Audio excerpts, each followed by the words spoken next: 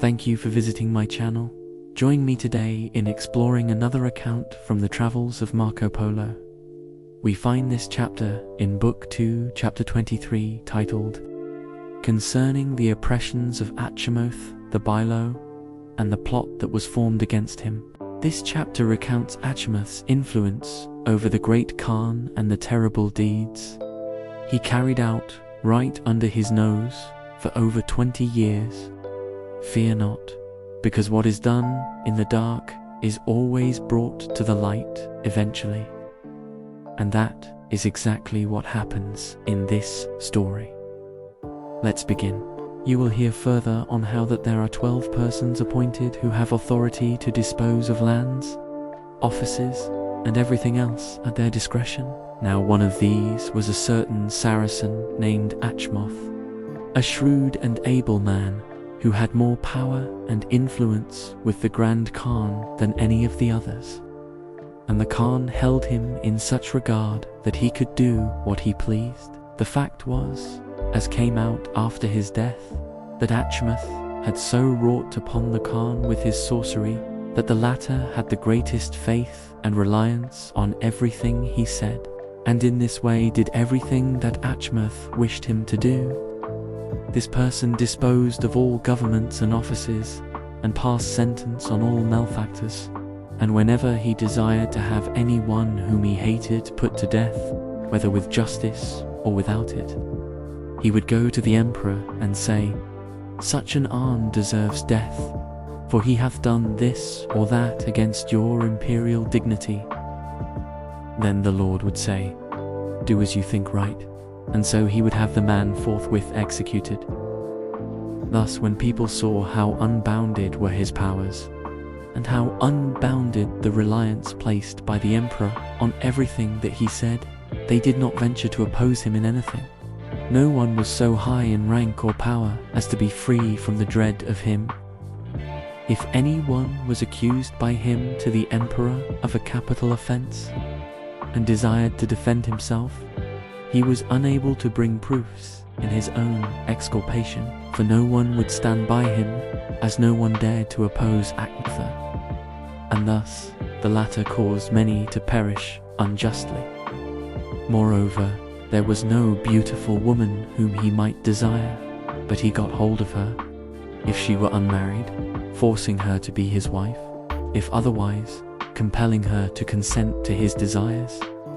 Whenever he knew of anyone who had a pretty daughter, certain ruffians of his would go to the father and say, "What say you? Here is this pretty daughter of yours.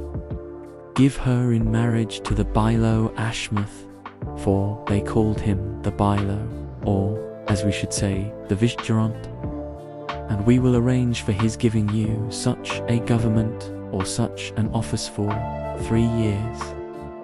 And so the man would surrender his daughter, and Achmath would go to the emperor and say, "Such a government is vacant, or will be vacant on such a day.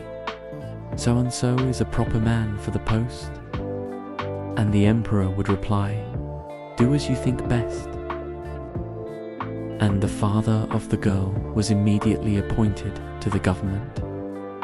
Thus, either through the ambition of the parents, or through fear of the minister, all the beautiful women were at his beck, either as wives or mistresses.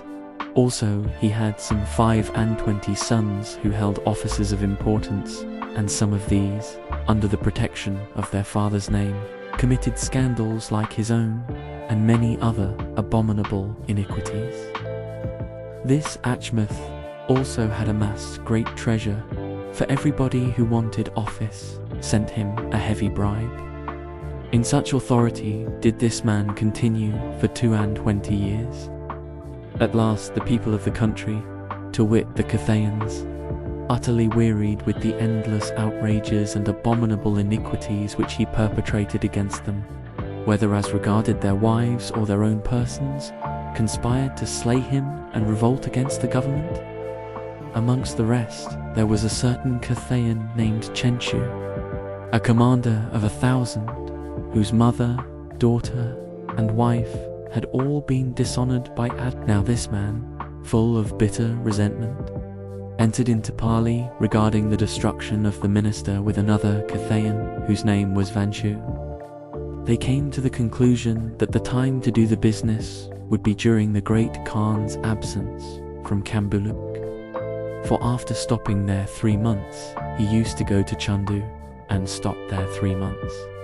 And at the same time his son Chinkin used to go away to his usual haunts, and this Achmath remained in charge of the city, sending to obtain the Khan's orders from Chandu when any emergency arose.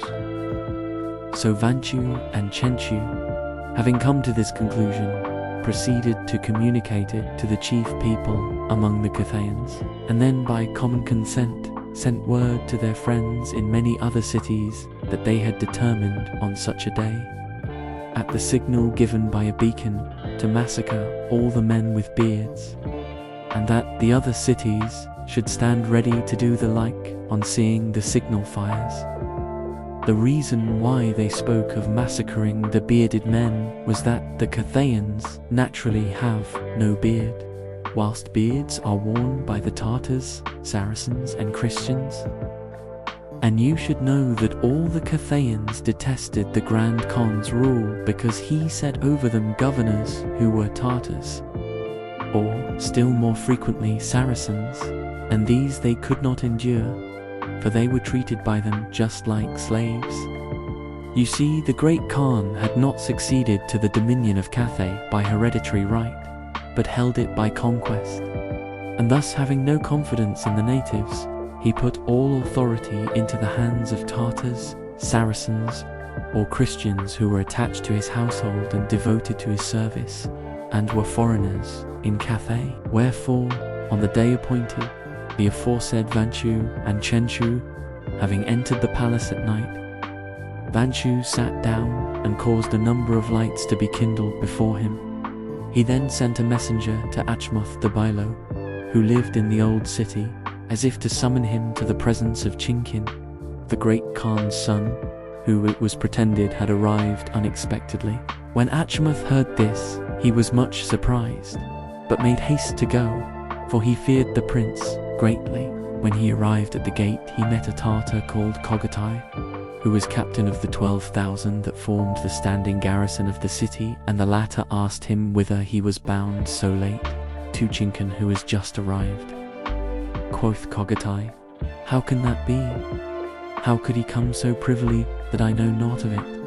So he followed the minister with a certain number of his soldiers. Now the notion of the Cathayans was that, if they could make an end of Achmath, they would have naught else to be afraid of. So as soon as Achmath got inside the palace and saw all that illumination, he bowed down before Vanshu, supposing him to be Chinkin, and Chenchu, who was standing ready with a sword, straightway cut his head off. As soon as Kogatai, who had halted at the entrance, beheld this, he shouted treason, and instantly discharged an arrow at Vanshu, and shot him dead as he sat. At the same time, he called his people to seize Chenchu, and sent a proclamation through the city that anyone found in the streets would be instantly put to death. The Cathayans saw that the Tartars had discovered the plot, and that they had no longer any leader, since Vanshu was killed and Chenchu was taken. So they kept still in their houses, and were unable to pass the signal for the rising of the other cities as had been settled. Kogatai immediately dispatched messengers to the great Khan, giving an orderly report of the whole affair, and the Khan sent back orders for him to make a careful investigation and to punish the guilty as their misdeeds deserved. In the morning, Kogatai examined all the Cathayans and put to death a number whom he found to be ringleaders in the plot. The same thing was done in the other cities, when it was found that the plot extended to them also. After the great Khan had returned to Kambuluk, he was very anxious to discover what had led to this affair, and he then learned all about the endless iniquities of that accursed Achmath and his sons. It was proved that he and 7 of his sons, for they were not all bad, had forced no end of women to be their wives, besides those whom they had ravished. The great Kaan then ordered all the treasure that Achmath had accumulated in the old city to be transferred to his own treasury in the new city, and it was found to be of enormous amount. He also ordered the body of Achmath to be dug up and cast into the streets for the dogs to tear, and commanded those of his sons that had followed the father's evil example to be flayed alive. These circumstances called the Khan's attention to the accursed doctrines of the sect of the Saracens, which excuse every crime, yea, even murder itself, when committed on such as are not of their religion. Seeing that this doctrine had led the accursed Achmath and his sons to act as they did without any sense of guilt, the Khan was led to entertain the greatest disgust and abomination for it. So he summoned the Saracens and prohibited their doing many things which their religion enjoined. Thus, he ordered them to regulate their marriages by the Tartar law, and prohibited their cutting the throats of animals killed for food, ordering them to rip the stomach in the Tartar way. Now when all this happened, Messer Marco was upon the spot. This concludes the chapter. I really hope you enjoyed this look into the culture and crimes surrounding the great Khan and his vast empire. Please like and subscribe, and I hope to see you again soon. Goodbye.